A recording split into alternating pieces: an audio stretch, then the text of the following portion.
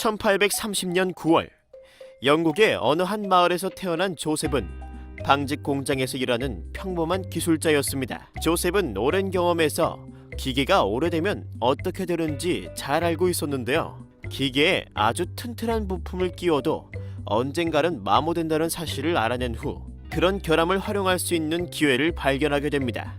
그는 몬테카를로 카지노에서 생긴 결함을 찾아내면 큰 돈을 벌 수 있겠다는 생각에 룰렛 게임에 대해 알아가기 시작합니다. 몬테카를로에서는 룰렛의 숫자에 1달러를 걸어 맞추면 베팅한 돈의 35배를 상금으로 주게 되는데요. 이렇게 베팅에서 이길 확률은 37분의 1이고 잃을 확률은 37분의 36입니다. 승리를 했을 때의 기대 수익은 아주 낮지만 매일 여러 룰렛 휠에서 수천 번의 베팅을 하게 된다면 결국 승자는 카지노가 됩니다. 하지만 이 모든 계산은 룰렛 휠이 완벽하게 균형을 맞춰 편향 없이 각 숫자의 구슬이 떨어질 확률이 정확히 37분의 1이라는 가정입니다. 기계에 충분한 지식이 있던 조셉의 계획은 특정 숫자에 편향되어 있는 룰렛 휠을 찾아 그곳에 베팅하는 것이었습니다.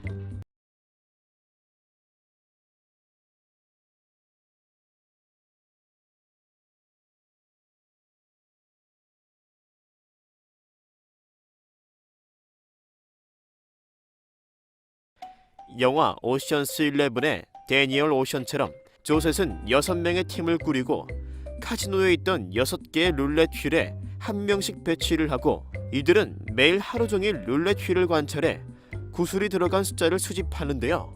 일주일간 데이터를 분석한 끝에 한 개의 룰렛 휠에서 9개의 숫자가 다른 휠보다 많이 나온 것을 확인할 수 있었습니다. 조셉은 기계의 결함을 활용하기 위해 카지노로 다시 찾아가 룰렛 휠에서 편향을 보였던 숫자에만 베팅을 하기 시작했습니다. 시간이 조금씩 지나자 조셉이 돈을 따는 횟수가 점점 늘어나게 되자 다른 손님들도 관심을 가지기 시작합니다. 4일간 조셉의 주머니는 더욱 불어나게 되고 카지노는 조셉의 베팅 방법을 알아내려고 노력하지만 찾지 못하고 사기를 친다는 심증은 있지만 증명할 방법이 없었습니다. 하지만 5일째가 되면서 카지노에서는 룰렛 휠에 움푹 들어간 홈이 있음을 깨닫게 되고 다른 테이블의 휠과 바꾸게 되지만 조셉은 바뀐 테이블을 다시 찾게 되고 돈을 따기 시작하지만 결국 카지노에서는 매일 밤 룰렛 휠의 프렛 숫자를 바꿔놓기까지 합니다. 결국 조셉은 12만 파운드의 돈을 손에 쥐고 카지노를 떠나게 되는데요. 오늘날로 치면 약 1200만 달러에 해당하는 금액이며 그는 공장을 그만두고 부동산 투자를 하며 다시는 도박을 하지 않았다고 합니다. 조셉의 이야기는 실제로 있던 일이 밝혀지면서 많은 사람들의 투자 교훈을 얻게 되었는데요. 조셉이 카지노 상대로 돈을 딸 수 있었던 이유는 어떻게 될까요?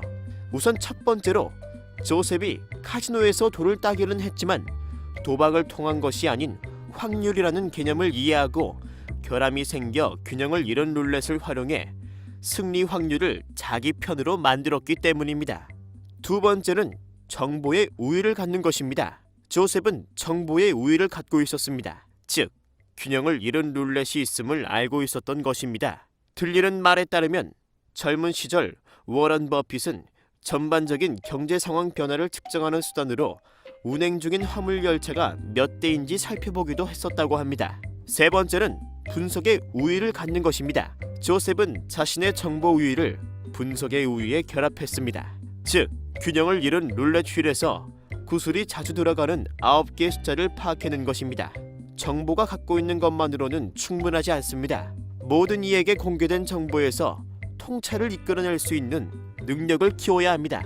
마지막 가장 중요한 것은 언제 그만해야 하는지 알아야 하는 것입니다. 조셉의 탁월함은 계획을 짠 것에 그치지 않고 확률이 언제나 자기 편에 머물지 않는다는 사실을 깨닫고 카지노가 좀 더 효율적으로 바뀌었음을 알게 된 후에는 다시는 도박을 하지 않았습니다.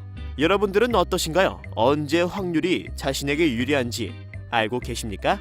자신이 유리한 타이밍을 찾고 그만두는 타이밍 또한 알게 된다면 이런 영화 같은 조셉의 이야기처럼 주인공이 되실 수 있습니다.